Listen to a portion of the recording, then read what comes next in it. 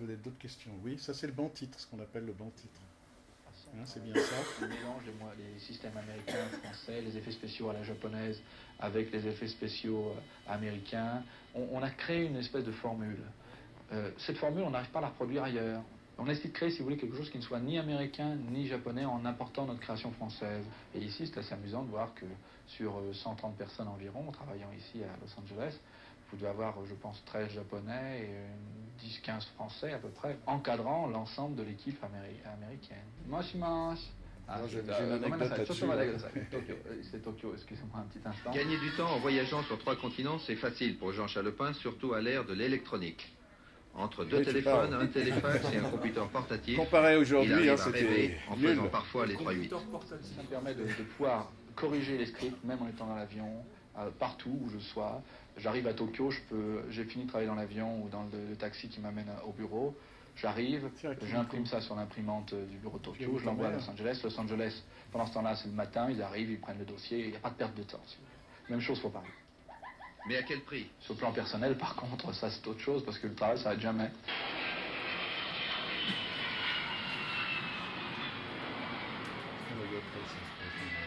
C'est des montages. Voilà les machines de montage de son et de musique.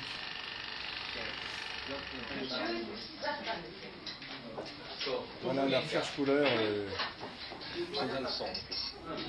On a toujours peur de l'échec, je pense. La réussite dans notre métier n'est jamais complètement acquise. Le succès est trop éphémère à Hollywood pour se prendre pour une star. Ce documentaire-là, c'est... C'était 85, non 6, je sais plus. 86. Moi, sur France 2, Antenne 2 à l'époque. Donc là, on est en pleine gloire des studios, et en même temps, c'est le moment où Jean Chalepin va les vendre, c'est ça? En 86. Non, c'est avant, c'est avant qu'il est venu, en 87. D'accord. Oui, enfin, c'est à peu près, on est mais proche de la... Ça va très vite, ça va très très vite. On passe, on monte. Ça va très vite. En quelques mois, on a toujours besoin de plus en plus d'équipes, de dessinateurs. Donc on fait venir des gens d'Europe, parce qu'on a du mal à trouver des dessinateurs aux États-Unis. Bizarrement, il manque une génération. Entre les gens qui ont fait Disney et tous ces grands films, il n'y a pas d'intermédiaire. Alors il y a des jeunes qui voudraient bien apprendre, mais qui ne sont pas encore des professionnels. Donc on a du mal, il faut les encadrer, et on appelle beaucoup d'artistes qui viennent d'Europe. Il y avait des gens qui venaient, un Suédois, il y avait des gens qui venaient d'Europe du Nord, d'Europe centrale, il y avait beaucoup de Français évidemment, hein, puisque... Et puis très peu d'Américains. Et petit à petit, ce qui m'a fait plaisir, après on est parti, et on a vu les noms des Américains qu'on avait embauchés, qu'on avait formés, devenir petit à petit responsables aussi, réalisateurs et producteurs pour certains. Des noms d'auteurs célèbres aujourd'hui qui ont démarré chez vous? Non, mais c'est des noms de gens qui sont célèbres, mais dans le milieu seulement. Des producteurs comme Richard Rennis, ça ne vous dira rien, parce qu'il n'est pas connu. C'est le producteur d'une partie des Simpsons, par exemple. Ça, c'est voilà. connu, ça. Oui, mais lui, il n'est pas connu, parce que c'est le monsieur qui produit la série. Alors, il a fait plusieurs saisons, comme on dit. Pas toutes les saisons, mais plusieurs. Non, il y a plein de gens. Eddie Fitzgerald, qui était un peu un animateur fou, qui est pareil, qui a fait les nouveaux Tex Avery, ce genre de choses. Il est devenu quelqu'un. Donc on voit les noms de ces gens génériques, ça fait plaisir. Comment s'est passé le passage de Dick à CD? Très bien, moi j'étais parti sur une autre aventure avec Jean Chalepin. On a quitté la DIC à Los Angeles. La DIC voulait garder les Français qui étaient là-bas depuis longtemps. Donc moi j'avais un projet qui s'appelait Planète Magique à Paris, qui était le projet d'un parc d'attractions intramuros qui me passionnait. Donc j'ai voulu rentrer à tout prix, j'ai pas voulu rester à Los Angeles. Je voulais rentrer pour faire ce parc qui malheureusement n'a pas marché aussi bien qu'on voulait. Donc ça, mais c'est une autre histoire. Et vous avez continué à travailler dans le cinéma d'animation en France plutôt? Ensuite, oui, moi je suis parti, donc j'ai quitté Jean Chalepin et j'ai créé avec Guy Delcourt, Pascal Morelli et Christian Choquet, avec qui on a travaillé ensemble. Guy Delcourt, qui est l'éditeur que vous connaissez aujourd'hui, on a créé une société qui s'appelait Story et qui était la première société européenne de mercenaires. À l'époque, on est rentré, on s'est aperçu que beaucoup de producteurs voulaient produire, mais qu'ils n'avaient pas les moyens d'avoir un studio capable de leur produire des choses. D'abord, ils connaissaient beaucoup moins de choses. Ils connaissaient beaucoup moins le métier que nous, qui l'avions éprouvé en quelques années. Et on leur offrait, à ces producteurs, la possibilité de faire leur série. Ils avaient leur studio, et les dessinateurs, la recherche, décors, etc., etc. Ils avaient leur studio pendant un temps donné, à condition de nous payer, bien sûr, comme des mercenaires. Donc on a fait, à cette époque-là, on a produit des choses à nous, également, mais on a produit pour d'autres producteurs, beaucoup de producteurs parisiens, français, allemands, certains, oui, et on a produit des séries pour les télévisions européennes. Oui, beaucoup de. Enfin, à l'époque, il y avait plus de chaînes. Il y avait 5 chaînes quand on est rentré, c'est Oui, ça. Il y avait la 6 chaînes, 7 chaînes. Oui, oui. Donc, Donc ça se développait. Donc là, le enfin, marché des séries, s'étoffait. Beaucoup de séries. Et on a fait pas mal de séries. On va revenir un petit peu en arrière. Juste après Ulysse 31, il y a eu le projet Lupin, Lupin 8e. Alors le dessinateur du manga japonais, il est au centre, il a les lunettes noires. C'est Monkey Punch. Et il était venu en France donc pour nous parler de son Lupin. Je ne sais pas si vous connaissez la série, le manga japonais, Lupin avec Lupin le third, Lupin le troisième. Ça s'appelait Edgar le détective. Edgar le détective. Donc on est parti bille en tête pour faire cette série. C'était formidable, génial, et surtout ça n'était pas enfantin. Ça n'était pas trop enfantin, c'était vraiment pour adultes, on va dire. Et TF1 à l'époque, qui était encore une chaîne publique, voulait faire cette série comme Colombo pour 20h30, mais en dessin animé. Parce qu'au Japon, il y a longtemps que le dessin animé n'est pas réservé qu'aux enfants. Il y a tout public. C'était vraiment une série où il y avait de l'action, un peu policière, avec une énigme. Et tout le monde a foncé, bille en tête. On a commencé à produire la série. Le pilote était formidable. Et on a commencé à produire la série. On en était environ au 8e storyboard. Parce qu'on produit, on écrit, puis le storyboard. Et puis, au bout d'un moment, on a fait un épisode entier. Mais derrière, il y a toute une chaîne qui fonctionne. Le train est parti, si je peux dire. Et quelqu'un a pensé à demander si les droits de Lupin avaient été... C'est les Japonais qui apportaient les droits. Il y en a un ici qui passe son temps à chercher les droits. Quelqu'un a dit, mais est-ce que les Japonais, parce que c'était Monkey Punch qui a apporté la série, est-ce que les Japonais ont les droits de Lupin, Arsène Lupin? Parce qu'il n'avait pas créé le personnage. Mais oui, au Japon, oui. Au Japon il n'y avait pas de copyright à l'époque. Donc il avait fait ce qu'il voulait avec Lupin. Personne n'avait pensé ni nous, pourtant on avait du métier, ni TF1. Donc les héritiers il y avait encore, les droits étaient encore valables pour quelques années, 10 ans, une dizaine d'années. Donc ils se sont dit on va en profiter, ils ont demandé trop cher, et on a arrêté la série. Et malheureusement, moi je rêvais de faire du dessin animé pour TF1 20h30, vous voyez, comme Colombo à l'époque, comme une grande série policière. Ça ne s'est pas fait à cause de ça. Et c'est sorti les épisodes quand même, puisqu'ils ont été réexploités sous le nom de Edgar, c'est ça? Voilà. Vous pouvez trouver sur Internet, si vous voulez, en anglais. Alors justement, non, ça c'est un inédit en fait que vous venez de nous montrer.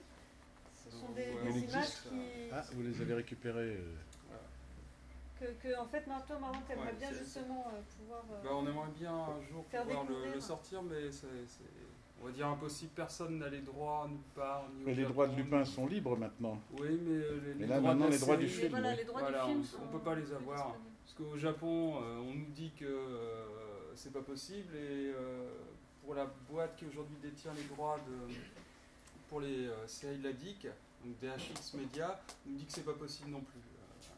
Et eux-mêmes n'ont pas les droits, et au C'est une Japon vieille ils n'ont histoire. pas les droits, et personne ne veut donner d'autorisation pour que ça puisse se faire. Donc c'est une série qui n'existe, enfin qui sortira jamais finalement, alors qu'il y a des épisodes qui ont été produits et qui sont de cette qualité-là, donc avec une qualité équivalente à celle d'Ulysse 31. Mais avec une écriture plus adulte. Ouais, plus- voilà. Ça aurait été la seule série du coup, Ça aurait peut-être lancé quelque chose. Parce qu'on attend toujours le dessin animé à 20h30, enfin à 21h maintenant avec tout ce qui se passe avant. On attend toujours une série en dessin animé pour tout le monde, pour la famille, pour les... J'hésite à dire pour adultes parce que tout de suite c'est notre image. Mais L'animation s'incruse de plus en plus dans le Oui. cinéma documentaire bon, maintenant. voilà. Mais c'est vrai que faire de l'animation qui s'adresse à tous, c'est pas encore gagné. Le nouveau public va demander ça. Alors justement, là, on arrive à la fin de cette conférence. Alors, quand même, si quelques-uns parmi vous veulent réagir à ce que vous avez entendu, notamment les anciens, parce que vous avez... les jeunes aussi, hein. Et puis les plus jeunes, oui. Alors, moi, j'ai une question concernant les influences qu'il pouvait y avoir pour créer les dessins animés, sachant qu'à l'époque, il y avait peu de dessins animés en France. Donc, vos influences venaient d'où? Des États-Unis, de choses que vous aviez vues au cinéma? À l'époque, les influences, c'était les dessins les meilleurs, c'était Walt Disney, c'est ceux qui avaient le plus de meilleure réputation. Ou alors, moi, j'aimais beaucoup le festival d'Annecy à l'époque. Mais ça, là, c'était de la création, c'était des courts-métrages, certains étant très très courts même, avec des styles très différents. Donc, les seules influences qui existaient, c'est ça. Le cinéma, c'était Walt Disney. Je vois pas d'autres à l'époque. Après, il y avait des... Oui, Le Roi et l'Oiseau, le seul film français, voilà, c'est ça, mais qui à l'époque n'existait pas, et c'était La Bergère et le Ramoneur. Le Roi et l'Oiseau a été refait dans les années 70 par Paul Grimaud. Donc non, la véritable influence, c'était de Disney, hein, qui était beaucoup plus limité qu'aujourd'hui, avec ses courts-métrages pour la télévision, et puis ses longs-métrages. Alors, quand on dit à l'époque, le dernier long-métrage le plus récent, c'était Taram. Voilà, c'était ça. Et sinon, il y avait aussi influence de pas mal de dessinateurs de bande dessinée qui voilà, avaient commencé à créer des magazines comme Métal Hurlant, et donc il y avait une science-fiction qui émergeait un peu à la suite de ce qui s'était fait dans Pilote. Graphiquement, oui, c'était une influence, mais techniquement, on avait beaucoup de mal à produire différemment que le style Disney, parce que tous les studios qui étaient formés à la ligne claire. Ce style que vous voyez qui ressemble un peu, qui est un style international, on va dire. Donc on a été quand même limité par la technique, et c'est là que l'informatique nous a libérés, parce qu'on a pu tout à coup faire des techniques différentes, du papier découpé, des choses comme ça, beaucoup plus facilement. D'autres questions? Du coup, apparemment, les studios DIC ont été revendus en 87, si j'ai bien compris. Oui. Qu'est-ce qui en existe encore aujourd'hui? Je crois qu'ils existent toujours. Ils appartiennent. Ils existent toujours. BHX Media. Voilà. Qui après avoir passé dans les mains de Coca-Cola, Columbia, Disney, etc. Donc DIC continue toujours à produire. Il continue à produire Oui, non, mais je ne sais pas du tout quoi là. Du coup, ça me. Oui, il continue de produire, mais c'est pas la DIC en tant que telle. Hein. C'est une société canadienne qui produit des séries, dont un remake de Gadget qui est sorti il y a quelques temps, donc en 3D. Je ne sais pas si vous avez pu voir, qui est passé à la télé. Et, donc ça continue de cette manière-là. Et en revanche, la suite des Cités d'Or, c'est pas eux, justement. Ça, c'est un autre studio. Alors, la suite des Cités d'Or, pendant 30 ans, on a essayé de monter la suite des Cités d'Or, parce qu'on devait faire une suite. Et puis, comme ça n'avait pas bien marché au Japon, les Japonais ont dit non, merci, nous, ça ne nous intéresse pas de produire une autre série des Cités d'Or. Donc, nous, on avait autre chose à faire, on a continué notre chemin, mais quand même, on a cherché à faire la suite récemment. Et TF1, donc, participe à la suite des Cités d'Or. Vous avez pu voir la deuxième saison, comme on dit, 35 ans plus tard, la suite des aventures d'Esteban, Zia et Tao. Et donc la troisième saison qu'on vient de terminer juste avant les vacances, va être diffusée là. C'est en cours, ça y est, c'est cette semaine, la semaine dernière. Donc vous avez la troisième saison. Donc 35 ans après, on a réussi à faire 2 saisons supplémentaires, et on parle de la 4e maintenant. Là. Donc c'est toujours c'est toujours quelque chose, et ça marche toujours, donc TF1 est très content. On l'a proposé à France Télévisions avant, hein, mais France Télévisions n'a pas réagi à l'époque, ça ne les intéressait pas. Non, mais chez nous, en bibliothèque, en tout cas, c'est vrai ça marche bien, oui. Ça continue à mais là, on le voit dans les audiences, hein, ça s'est drôlement amélioré, les audiences pour TF1. Pour eux, ça marche très très bien. Mais particulièrement cette série-là, c'est vrai que c'est vraiment la série que les parents et les enfants échangent. Oui. Les parents, tout de suite, vont proposer ça. Et même la nouvelle série. Et même la nouvelle, ça reste... La nouvelle série, on l'a produite en 3D. C'est la 3D maintenant, la nouvelle série. Donc, c'est les nouvelles technologies. Mais on essaie de la produire un peu comme la première, pour pas être trop détaché, avec une ligne autour, vous voyez, avec un trait autour des personnages. Mais il faut vous dire que les personnages sont faits en 3D. Donc, le travail est énormément facilité. Et vous le faites tout, ce travail? Alors, principalement en France, à Angoulême. Toute la recherche se fait en France, les storyboards, enfin tout ça, la musique, etc., toute la post-prod. Il y a un peu de décors qui sont faits en Chine. Même pas tous les décors. Et sinon, à l'époque, dans chaque épisode, on avait l'obligation de terminer par 2 ou 3 minutes assez éducatives. Ça y est, c'est dans les Cités d'Or, pour ceux qui regardent la nouvelle série. Oui, il y a toujours... c'est une obligation Non, c'était TF1 ne voulait pas le faire, et puis finalement, les anciens spectateurs qui sont maintenant influents dans TF1, qui travaillent à TF1, c'est quand même le public de l'époque qui a influencé suffisamment pour que ça se fasse, a tenu bon pour que ces petits documentaires de fin existent toujours. Donc, et ils se sont aperçus que ça marchait toujours autant. Alors qu'au départ, ils étaient réticents en disant oui, mais là, les spectateurs, s'ils se mettent à voir ce genre de documentaire, ils vont zapper tout de suite et s'en aller sur une autre chaîne. Oui, mais comme les enfants qui regardent aujourd'hui, la plupart ont quand même revu la première série, oui. Mais pas du tout. C'était une obligation sur toutes les séries. Non, à l'époque, je raconte toujours ça, c'est vrai qu'à l'époque, NHK, c'était une télévision immense, comme l'ORTF en France, qui avait 3 ou 4 chaînes et qui avait surtout des reporters dans le monde entier. Et ils ont dit, on va faire travailler nos personnes en Amérique du Sud, on va faire un petit documentaire, ça fera moins d'animes à faire. Vous voyez que tout ça, ça dépasse. Quand ça coûte de l'argent, ça rend malin. On va pouvoir consacrer plus de dessins à ce qui est fait. Et bon, puis l'un dans l'autre, nous, ça nous a plu parce qu'à l'époque, les chaînes françaises étaient très demandeuses de didactique à l'intérieur. Voilà. Un petit documentaire, ils étaient ravis. Donc, ça a plu à tout le monde, finalement. Il y avait le côté économique qu'on a facilement vendu, bien sûr, et puis ce côté didactique qui plaisait à tout le monde. Voilà pourquoi le petit documentaire à la fin des Cités d'Or, NHK s'est dit on va rentabiliser nos équipes sud-américaines. Je crois qu'à la fin, même à la fin de Gadget, il y avait aussi un petit... ça, c'était aux États-Unis. Il fallait donner un petit côté, brosser aux enfants, il faut se brosser les dents, oui, c'était Sophie, etc. Voilà, c'était ça. Bon, là, c'était plus une obligation du cahier des charges des programmes pour enfants américains. Est-ce que les archives sont quelque part, en dehors de chez les collectionneurs, sur la production de la DIC ou des choses comme ça, où c'est éparpillé par milliers Ça a été bien éparpillé, comme tous ces milliers de dessins, ces millions de dessins, on peut dire, à l'époque, cette série. Au bout d'un moment, les Japonais nous envoyaient une lettre en disant qu'est-ce qu'on fait des dessins, parce que nous, ils avaient des entrepôts pour ça. Donc, sans ça, on va les passer au pilon et tout s'en va au pilon. Donc, on triait les meilleurs décors et les meilleurs cellos, vite. Il y avait des étudiants qui faisaient ça là-bas, et puis tout le reste partait au pilon. Donc, c'est un peu pour ça que tout ça est dispersé. Et que c'est vrai que c'est difficile aujourd'hui de monter une collection. Hein. Vous avez un connaisseur, là. Ils sont tenaces. On lâche rien. Vous lâchez rien.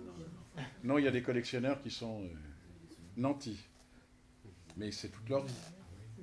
Mais au-delà de ça, ça permet surtout de montrer, de préserver un patrimoine et de pouvoir le montrer aujourd'hui, de le partager avec vous. Et c'est finalement ça qui nous rend aujourd'hui les plus heureux. C'est pas juste de se le garder, mais c'est de partager, de montrer ce qui existait et comment ça a été fait. C'est vrai qu'on ne peut pas avoir de cello sur la production d'aujourd'hui. Ça n'existe plus. Ça n'est plus fait à la main, c'est fait sur l'ordinateur, c'est coloré sur l'ordinateur. Donc les éléments que vous voyez, ça c'est des cellos qui ont servi au tournage du film. Là aujourd'hui, c'est quelque chose d'impalpable. De virtuel. On les palpait bien à l'époque. On les balançait par la fenêtre. Oui. Il y avait des centaines de cellos, milliers. Ça se comptait d'ailleurs économiquement. Au Japon, on nous facturait l'épisode à 9000 cellos. Donc Gadget, c'était 9000 dessins pour un épisode. 22 minutes, 24 minutes maximum. Ulysse 31, au début, quand on a commencé, c'était 13 000 dessins. Les Cités d'Or, on était pareil, 12 000 par là, je ne sais plus, un truc comme voilà.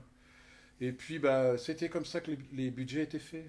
Vous voulez qu'une animation de qualité, il y a beaucoup de dessins, donc ça sera tant. C'était payé au dessin. Alors qu'aujourd'hui, c'est toujours un peu pareil, mais beaucoup moins quand même. Là, maintenant, on sait qu'une production coûte entre 4 et 6 millions d'euros. C'est la minute qui compte. Pour une 26 x 26 minutes, on est sur une base, mais il y a des productions qui valent beaucoup moins cher. On peut faire un peu sur le coin d'une table, qui sont des choses un peu expérimentales. Puis il y a des productions, bien sûr, pour le cinéma, qui coûtent beaucoup plus cher. Mais la moyenne, c'est 4 à 6 millions d'euros pour une série. Ce qui a beaucoup baissé, parce qu'à notre époque, c'était 35 millions de francs. Ce qui correspond à peu près à la même somme, mais pensez qu'il y a 35 ans qui sont passés. Donc les prix ont plutôt baissé. Grâce à qui? À l'informatique. Bien. Marwan Nordé, je voulais... encore des questions. En combien de temps un cellulo était réalisé? Il passait dans plusieurs mains. Ça dépend de la complexité du cellulo. C'est un boulot à la chaîne. Au Japon, les dames qui faisaient ça, ils utilisaient beaucoup de femmes au foyer qui cherchaient un petit boulot d'appoint. Elles faisaient ça chez elles et elles faisaient en moyenne 20 cellos par jour. Ça me rappelle les coloristes de films qu'employaient... Méliès. Oui, Méliès, les Gaumont surtout, qui oui, avaient leurs oui, ateliers voilà, c'est à ça, Paris. Oui. Mais là, elles pouvaient travailler chez elles. Ce qui était... Alors, ils étaient très bien organisés. Les studios TMS, au moins, ils avaient des runners en moto qui faisaient toutes les adresses et qui ramassaient tous les plans. 20, c'est la moyenne, c'était ça, 20. Pour une série de dessins où il y avait du boulot, c'est-à-dire un costume, etc. Parce que vous avez sur certains plans, si vous regardez bien, il n'y a que la bouche qui bouge ou les yeux qui clignotent. Donc là, c'est vraiment très facile et on en fait beaucoup plus par jour. Tout le monde s'en souvient de ça. Hein.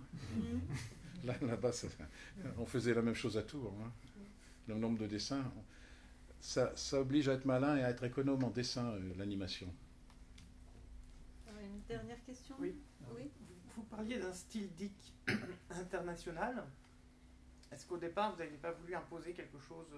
On sent dans vos illustrations déjà un style qui naît et qui se multiplie dans les premières productions, en tout cas. Est-ce que c'est celle qu'on faisait à Tours, vous voulez dire?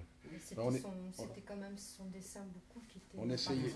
On essayait de faire des choses différentes. Aussi, Alors, on traçait au feutre, vous avez vu les aventures d'Arsène CF, les détectives, c'est un gros feutre, on essayait de faire différent. Pour proposer aux clients des choses un peu différentes et sortir du lot. Mais à partir du moment où on s'est attaqué à la production internationale, là, il fallait rentrer dans les critères des studios du monde entier, qui ne fabriquaient à l'époque qu'une sorte de style, pour résumer simplement, le Disney style, le cartoon américain, on va dire. C'était soit Disney réaliste, soit Hanna-Barbera comique. Mondialement, c'était ça. Et puis les Japonais étant à part jusqu'alors. Moi, je veux bien raconter un petit peu quelques anecdotes. Mais des trucs racontables. Hein. Political correct. Alors Philippe a fait toute l'aventure de la DIC à Tours. Hein. Oui, alors, le dessin animé, c'est beaucoup de talent et c'est aussi beaucoup de petites mains. Brigitte et moi, on a fait partie des petites mains à un moment donné. Donc on a de grands talents qui sont des locomotives. Et moi, je me souviens, avant l'époque de la DIC, je dessinais, je bricolais un petit peu comme ça dans la marge. Et puis, j'ai eu un peu une expérience animation avant la DIC, mais qui s'est arrêtée assez vite. J'ai vécu un petit peu à Londres et j'ai eu la chance de fréquenter un peu des studios, John Hallas et Bachelor, Richard Williams, etc. Malheureusement, à l'époque où j'y étais, il n'y avait pas de travail. Je reviens en France. Et à Tours, et je rencontre Francis Bouju, qui était commercial à l'époque, et qui me dit, écoute, je bosse dans un studio de dessin animé à Tours. Je dis, c'est pas possible, je reviens de Londres, ici à Tours, vraiment incroyable. Et il y a du boulot. Bon, ça tombe bien, puisque j'en cherchais. Donc je me pointe au Chalmel, je rencontre Bernard. Je me souviens, il y avait Fifi Manchu à l'époque, il y avait Folcus, il y avait Jessie Tambrac, voilà, il y avait Jean aussi, Afroula, enfin Marie-Pierre, des pointures. Et donc, un jour, j'ai appris que j'allais être embauché, à peu près le même jour que Brigitte, pour faire du traçage. Voilà, avec les gants blancs, et donc on traçait sur des celluloïdes les animations des gens qui, voilà, enfin, je me souviens que c'était Donc ça a bien duré quelques mois. Et ensuite, bon, j'ai eu la chance de faire des choses un peu plus intéressantes, le storyboard. Mais ce que je voudrais raconter aussi, c'est qu'à peine rentré dans le studio, moi j'aime bien faire partager. Et je téléphone à un gars qui vendait des voitures à Chartres. Et un gars avec qui j'avais eu de bons moments, quelques années plus tôt, on avait participé à un petit fanzine. Et je l'appelle, je lui dis, écoute, viens, c'est génial, on bosse avec on est tous potes, voilà, on rigole bien, on fait du boulot, on apprend plein de choses. Et donc il se pointe, ce gars-là, et c'était Bruno Bianchi. Ah bah voilà. oui. Il vendait des voitures. Il vendait des voitures à Chartres. Voilà. Et donc il avait fait un IUT, non Il avait fait un IUT. C'est ça, oui, je me souviens. Moi j'avais été un IUT de journalisme, et lui était un IUT de technique de commerce. Donc voilà, entre autres anecdotes. Et puis bon, l'aventure dit que c'est arrêté. Tu connaissais l'histoire, oui. Et puis moi, bon, j'ai erré dans d'autres secteurs pendant quelques années, mais je suis revenu par chance au dessin animé. Après, j'ai eu la chance d'aller sur des longs métrages et de finir ma carrière en faisant de la feuille d'expo, notamment sur Petit Potam, avec Bernard. Petit Potam, voilà, autre C'était notre série après. Mais là, c'était après la DIC, là, c'était quand on a pour Story. Voilà. Donc ça veut dire que dans le dessin animé, il y avait la place pour tout le monde. À l'époque, oui. Comme les moins bons, et ça, c'était génial. À l'époque. Est-ce qu'il y a un ou des dessins animés d'aujourd'hui que vous dites, oh bah ça, c'est vraiment des belles choses. Ou pas. Ou actuellement, c'est difficile, hein. Difficile, parce qu'il y en a beaucoup maintenant, il y a vraiment des choses très bien. Dans ce qui se fait à la télé, moi d'abord je la regarde quasiment pas pour des choses d'animation. Mais dans les longs métrages. En long métrage, oui, il y a plein de choses qui se font, qui sont vachement bien. Mais... Il faut continuer à aller à Annecy peut-être de temps en temps. Ici, il y a longtemps que je ne suis pas allé, parce que je suis tellement allé que. Mais c'est vrai que je devrais y retourner. Il y a des belles choses. Il y a des belles choses. Mais il y a des choses nouvelles. La 3D a apporté aussi énormément de choses. Alors, il y en a qui sont des vrais films pour tous, justement, comme on voulait faire pour la série télévisée. Il y en a qui racontent des histoires un peu plus... Comme L'Âge de glace, bon, graphiquement, ça ne me bouleverse pas, mais je trouve que c'est très drôle, quoi.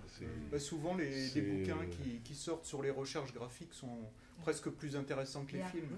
Parce qu'on voit plein de pistes qui n'ont pas forcément été retenues, et il y a des choses très créatives, mais qui n'étaient peut-être pas adaptables. Voilà, pendant longtemps. Sur la recherche de l'illustration du départ, ça ne ressemble pas du tout à l'arrivée, le dessin animé tel qu'il est.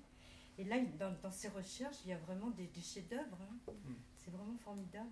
Si vous connaissez un illustrateur qui s'appelle Peter de Sèvres et qui est extrêmement créatif dans tout un tas de styles, en fait, on s'aperçoit que c'est lui qui a créé Scrat, l'espèce d'écureuil dans l'âge de glace. Là. Moi, j'ai été longtemps amateur et amoureux des films de Miyazaki aussi. Parce que maintenant, il y a une offre qui s'est encore élargie. Il a apporté énormément de choses au cinéma. Mamoru Hosoda aussi. Oui. Le Garçon et la Bête, c'est mon dernier gros coup de cœur personnel en matière d'animation. Et presque 33 ans après, alors est-ce que vous savez qui est le Dr Gang? Non, ça c'est une question qui revient à chaque fois. Qu'elle allait venir, parce que bon, c'est plus de 33 ans même. C'est plus du chat et de la main. C'est fou. Alors, il y a eu plusieurs idées, mais aucune fixe. Aucune n'est arrêtée. Il y a beaucoup d'idées sur le Dr Gang. Entre autres, ça pourrait être le jumeau de Gontier, qui veut le jumeau de Gadget. Et dans ton bouquin, Marouin, je crois que tu parles d'un magazine, un magazine de jeux de l'époque, où justement il y avait un croquis de Bruno Bianchi, son interprétation en fait de gang. Bestiole, une espèce de crapaud. Ouais. Bon, c'était vraiment un clin d'œil. Il s'amusait tout le temps, Bruno, avec. Il faisait des caricatures de tout le monde. Hein. Sans arrêt. Jamais, quand vous avez créé l'inspecteur Gadget, vous vouliez donner un visage à gang. Dès le départ, c'était pas une idée. Oui, on savait que c'était comme dans James Bond à l'époque. James Bond, il y avait un méchant avec un chat, donc c'était un peu le clin d'œil. Le clin d'œil à ça. Bon, après, on a su qui c'était, je crois, dans James Bond. Je ne sais plus. Oui, c'est ça. C'était ça, le clin d'œil à... Et c'est parti vraiment sur une idée de gens qui a dit on va faire l'homme qui valait 3 milliards. Pour déconner. C'est vraiment, voilà. j'allais dire à la rigolade, mais on parlait pas comme ça. Mais lui, il disait pas pour déconner. Il disait, si, mais il le disait quand même. Donc, on va faire L'homme qui valait 3 milliards. Et je me souviens de la première réunion là-dessus. Alors, je suis désolée, c'était à Paris. On va pas pouvoir continuer à raconter cette histoire. Vous avez, je sais, un projet pour... Une dernière question au fond, mais... Une toute dernière. Désespéré. On sent que... Je voulais savoir, c'était pour trouver vos doubleurs, par contre. Comment ça se passait? C'est vous qui les démarchiez ou c'était eux qui... Parce que vous avez des voix très célèbres. Oui, on avait avec nous un directeur de production qui s'appelle toujours Max Aldinger, qui venait du cinéma. Il avait été monteur, il avait fait beaucoup de doublages, et il connaissait tous les doubleurs de Paris à l'époque, tous les comédiens de doublage. Et grâce à lui, on était en cheville avec une société qui s'appelait Start, et c'était Jacques Barclay qui était le directeur de cette société, avec qui on a fait tous les doublages. Finalement, quand on est bien avec une équipe, on ne voit pas pourquoi en changer, comme pour la musique. C'était bien, ça marchait à chaque fois, donc pourquoi se torturer à chercher autre chose? Je pense qu'on a fait ça pendant 4 ou 5 ans. Si on avait continué, on aurait sans doute varié un peu tout ça. Mais ça s'est passé tout ça sur un temps très court. Donc les doublages des séries qu'on a faites pour la DIC, c'était Jacques Barclay qui nous apportait à chaque fois un casting pour que la chaîne puisse écouter les voix, et nous aussi, et choisir dans les voix. Avec des comédiens de doublage très connus, bien sûr, à l'époque, parce qu'il y en avait peu qui faisaient du doublage. Et Roger Carrel, il était une fois l'homme. Ouais. Pour faire suite à notre bouquin Les séries de notre enfance, en fait, on a en projet de mettre en place, créer un documentaire sur la DIC de 90 minutes. Voilà, donc en recherche de financement, donc Gaieté, s'il y a une quête d'organiser. Ouais, donc on est plutôt bien avancé, on a monté une partie de l'équipe de production.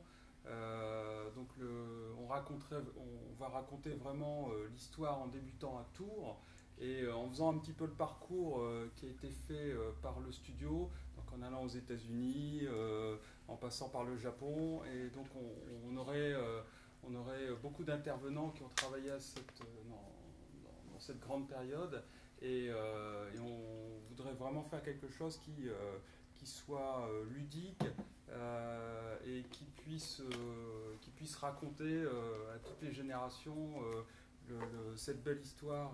Donc ce serait vraiment une extension du livre. Et puis voilà, parlez-en autour de vous. Toutes les aides sont les bienvenues pour qu'on puisse perpétuer cette belle histoire. Tourangelle. Ouais, Tourangelle. Merci à vous.